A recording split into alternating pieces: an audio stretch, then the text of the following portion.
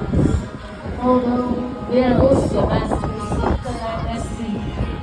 No other groups of animals could venture so high in the air, nesting all at masses. And like such shells will lurch in the water.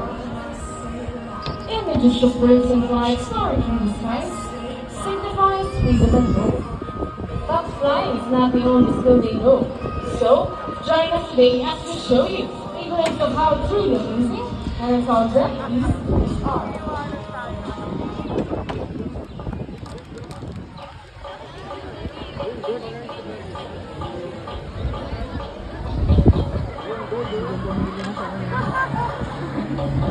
Let us all welcome our flag-raising bird, Chaco.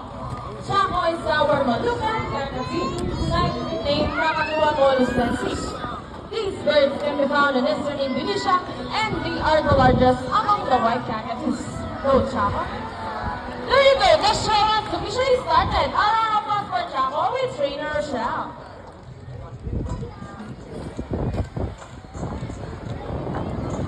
Hello everybody and welcome to Manila Ocean Park All-Star Bird Show with me, Trainer Mikey. So here's an object that I will hide under one of these three silver cups. So where do you want me to put this object? On your left, on your right, or in the middle? Now which side? Left, right, or middle? Middle. Okay, so let's put it right here. Now let's call it our psychic bird, Dazzle. Dazzle is our super-crested cockatoo. Scientific name, Kakatua galerita. They inhabit in open woodlands and forests along the east coast of Australia. They are very loud birds and can mimic almost any sound. They typically feed on seeds, nuts, fruits, and nuts such as durian, papaya, and rambutan. Now guys, do you think Dazzle has the ability to find the hidden object? If it yes, then say you can do it, Dazzle. Go, Dazzle.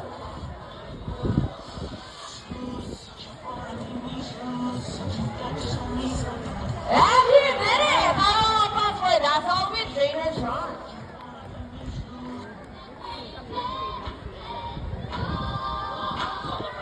Now for our next featured birds are just like any married couple. Monogamous, meaning they will be partners for a lifetime. Pretty romantic, huh? But as any couple will admit, in a relationship, there will always be battle. Meet Sassy and Rocky, our beautiful bird, Green King Macaw. And today, they will battle out who's the best in basketball game. But before we start this battle, I'll be dividing you into two groups. All the girls who cheer for Sassy. Come on, let's family say Sassy, Sassy. Sassy, sassy, Now the boys who cheer sassy. for Rocky. Come on, let's family say Rocky, Rocky, Rocky, Okay, Rocky. birds ready? Cheers, set, go. Here's Rocky on his first ball. Followed only by Sassy. Another one from Rocky. And it's a tie. Hey, for the last ball, Rocky wins. So, Trainer Johnny, what can you say? You guys lose this time. Hold it. I want another race. Oh, he wants another race for your JV. Are you sure about that? Do you want Sassy to lose again? This time I guarantee you that Sassy will win. So what race do you have in mind?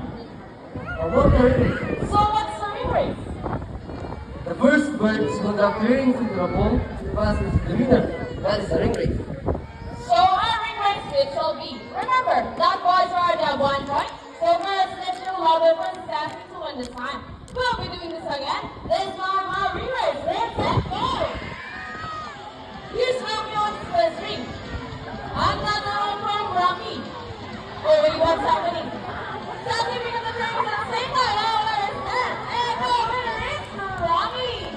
I don't know what's for Rocky and Sassy for your very best trainer, JP.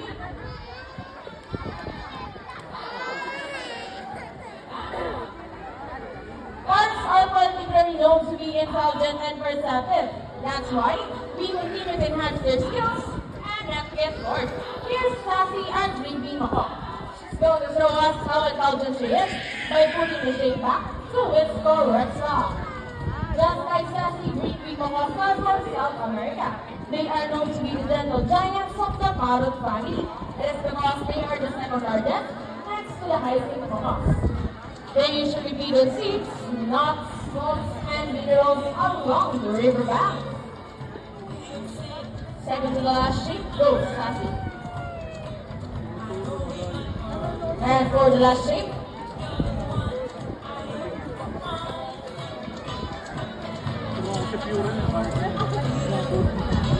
There you go, and nice and right now for Sassy with trainer Jeremy.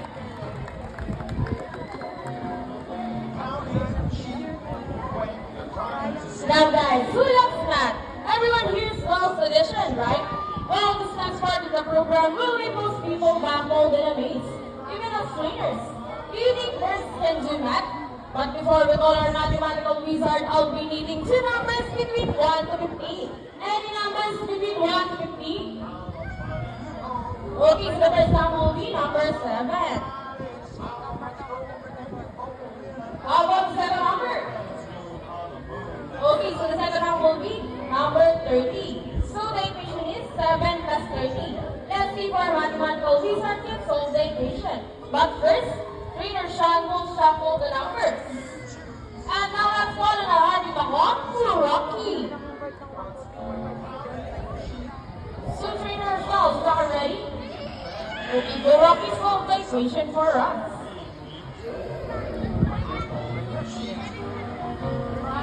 Go Rocky to the mat.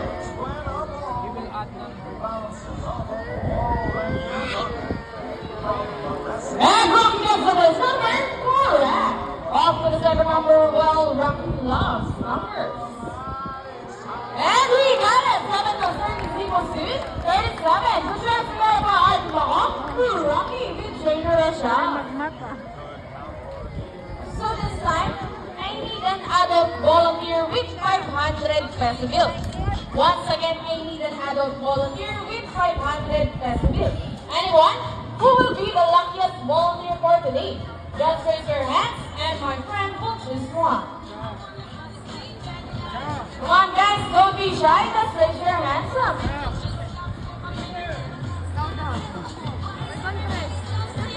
You, Ani. You will notice the birds in our show are mostly parrots. It is because they are highly intelligent, charismatic, colorful, and musically inclined. And they can remember even the smallest details. Okay, I think we got one already. Please down your ma'am in front and join me. Good afternoon, ma'am. What's your name? How about a round of applause for our lucky Miss Camille? Okay, ma'am. Please follow me. So now, ma'am, can I have the 500 peso bill? Okay, stand right here. Facing this way. Extend your left arm just like this.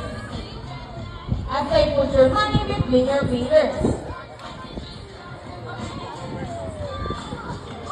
Now, ma'am, do you have any idea what will happen next? Any idea? Well, now let's call in our money bird. Body.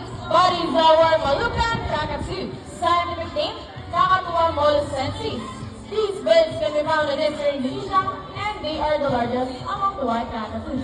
And body flies over.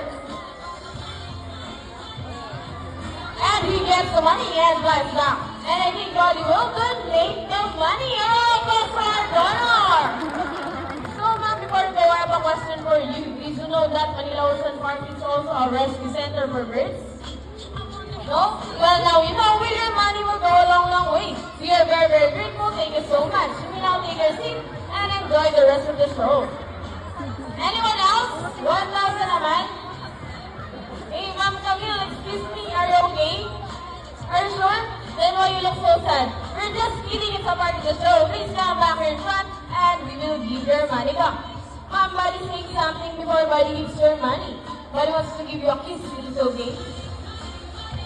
All you have to do is face the camera and offer your cheek.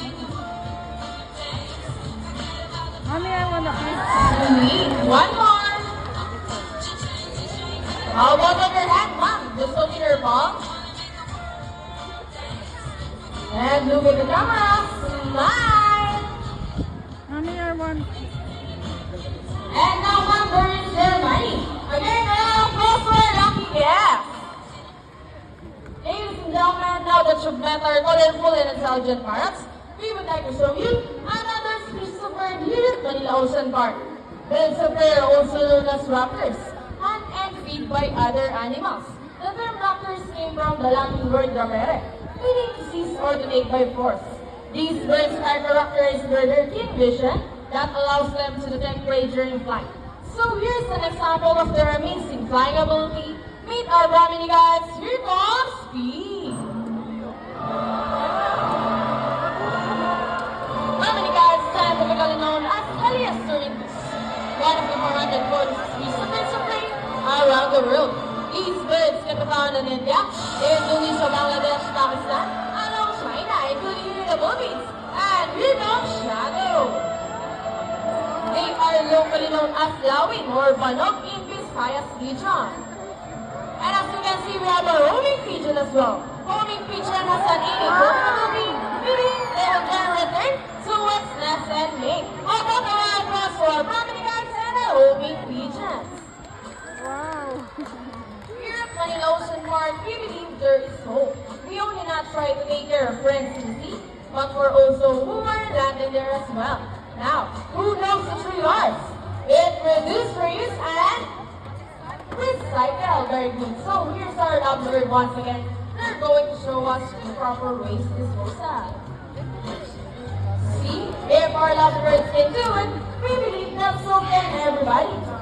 Ladies and gentlemen, we all hope you enjoyed our show. Are the birds spectacular? Well, in our own minimum small efforts, let's take action to saving them from exploitation or even extinction. Please, let's do all our part in saving the world, because remember, He's the only home we got. So let me present the birds and the trainers that made the show possible. Trainer Sean with Rocky. Trainer Derek with Speed. And Trainer Rochelle with Shadow. And again, I'm Trainer Mikey. Thank you and goodbye! And by the way, guys, please remain on your seat because we still have a sea line show. Once again, please remain on your seat and do not cross the yellow line. Thank you!